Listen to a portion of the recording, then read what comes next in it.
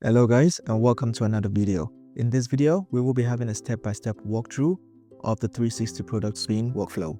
For example, the product spin you can see on your screen right now was created from one image. No 3D model, no reshoot, and no blender stress. And the reason this looks clean is because we're not doing the one image straight to video thing. We do it the smart way, 4 angles first, and then video generation. And at the end, we had a bit of editing as speed ramps at the necessary spot to ensure a smooth 360 product spin. So without further ado, let's get straight into the video. So this is the space. Up here is where the angles happen, and down here is where the video section where the videos happen. And on the left here, we have a guide here, which will show you how you can go through, the workflow step by step, so you don't miss any step. So that's that. So the first thing we're going to do is we're going to input our product photo. So this first picture is the main product photo. You have to make sure the product photo is centered and the background is clean if you can get a clean background. And also, if you have any other angles of your product, this would be great to input that here. You just click on replace and then the picture comes in, the image comes in. So now the next thing is the detail anchor. This detail anchor is very important. Let's say, for example, you have a logo on your product which is not shown in the first two input product, a logo or design or whatever on the product. You can input that here. And now to the background plate. So what this background plate does is it helps to keep consistent background across all the images we're going to be generating. Okay, so we have to make sure the background is consistent across all images to ensure a clean 360 product spin. So after that, we have the product look builder. So what this basically does is it analyzes the images and it gives us the exact prompt that we need to generate the angles that we will be going through.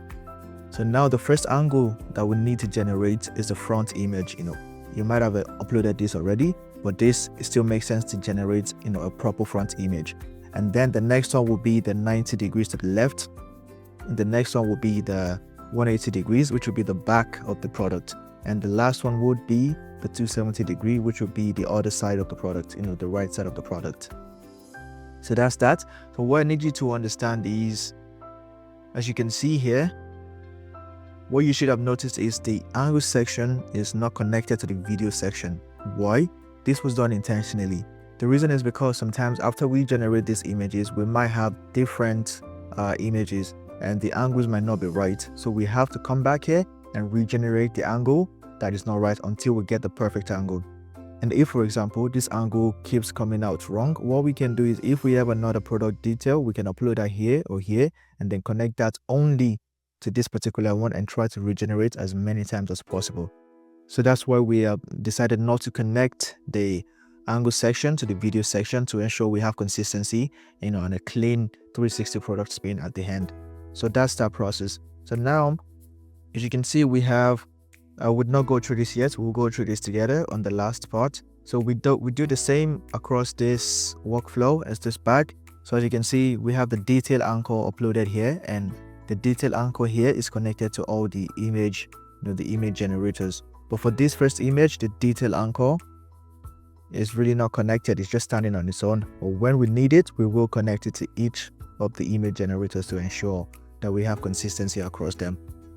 So that's that. And the next one, this is the main one we will be using for this video. So as you can see, we have a metal Ray-Ban glasses here, and as you can see, sometimes we have to keep generating and regenerating to get the best output and the best angles here. So what we have here is we already generated the images. The prompts are here, the prompts are already connected, the images are are generated. But what we can see here is that we have this same angles facing the same side, but this is facing the right side. It should be facing the left side normally. So what we're gonna do is, we already generated an image earlier here, which we could use for the sake of this video. So I think I would go along with this image for the sake of this video. As you can see, we have this facing on the front, the left side, the back, and then the right side. If you have any more images, you can simply just upload an image, and then you upload whatever details that needs to be uploaded, and then you connect it to the if it needs to be connected to every single image generator, you can do that. But if it needs to be connected to a specific one, you can just connect that to the specific image generator. So now we're going to move to the video section. So now this video section, how it works, we already have the prompt connected to everything. So now we have this is basically like a first and last frame video section, but the best thing is that we have control over the angles, and also at the end of the video we will still go through the editing part of the video. So now that we have this image generated, what we're going to do is the first video, there will be 4 videos that will generate 4 videos, and then at the last we have the video combiner here, which will combine everything into a single video at the end. So now we're going to go through this. So what we're going to do, we'll do the first part. We're going to upload the first image, which is the front image. So the front image that we have here, this is the front image. We use that as the front image. And now the left side image, which is this one, would be the last frame of this first video. So this is the last frame, and we use that as the last frame of the first video.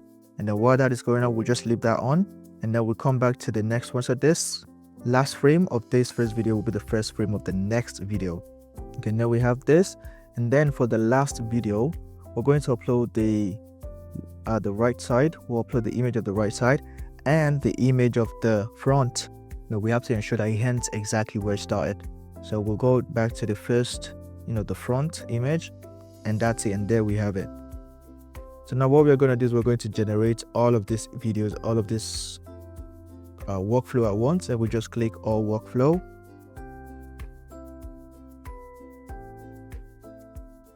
We'll run this entire workflow, and once we have all these videos generated, we will come back to the video combiner. Just before we go into the video session, I've recently started my school community, which it's relatively new, and if you want to catch these workflows early from time to time when they drop, you will be getting the links directly in the school community. I will leave a link to the school community down below, which you can also click and join.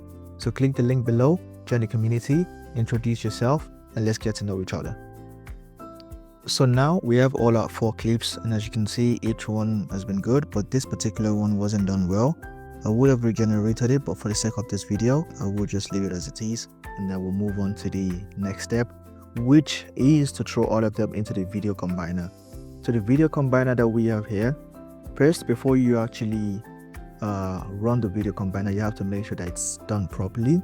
And as I can see here, the video isn't generated in order, but that's the shortcoming of Freepik's video combiner, but we'll still make it work. So as you can see, the first video would be that of this, so we rearrange this, it's with this to this, and to this, and back to this. And then once that is done, we are going to run this node.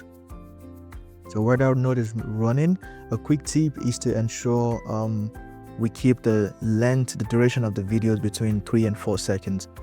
The longer it takes, the more time the model has to hallucinate and invent new stuffs. Now that the video combiner is ready, that's about 16 seconds because each video is 4 seconds. So now we're going to move on to the editing part. So but then what you can do, if you want a fast output, you can just go along with the video combiner. But if you want something, if you want to go pro with it, you can export the clips separately and edit in CapCut or Premiere Pro. There you can add speed ramps, sound, text, color, or you can even actually color grade the whole video, whatever vibe you are willing to go for. So now in the next part, we're going to go straight into the editor platform. For this, we will be using CapCut. So here we are in CapCut, where we've imported our clips, our separate clips, and we've added them into the timeline. So what you can see, if you click on each clip, you can see we've added speed ramps. For this, I will just increase a bit of speed ramp at the start, so it's a bit faster at the start. So and then the speed ramps comes in, slows down, and then it goes out a little bit faster. So that's what we've done for each of these videos. Different speed ramps, but it's best to have a consistent one across each clip. Also, we've added short whooshes at the intersection of the clips, to ensure we get the best result. What you can also do, you can also color grade this, to wherever color grade you want. You can add a bit of text to wherever design or product you want. Make sure you have the aspect ratio set to where exactly you want as well. So that's for the editing part. So just a quick troubleshooting before you go. If the background changes, keep your background plate simple and rerun the angle. If the branding drifts, add a detail anchor and rerun wherever angle drifted. Also, if the video warps too much, you can shorten the seconds, the duration of the video, and also we run that specific angle. So yeah, that's it for today's video. And if you really enjoyed the video, like, subscribe, and click on the link so you can have access to this workflow as well. And I'll see you guys in the next video.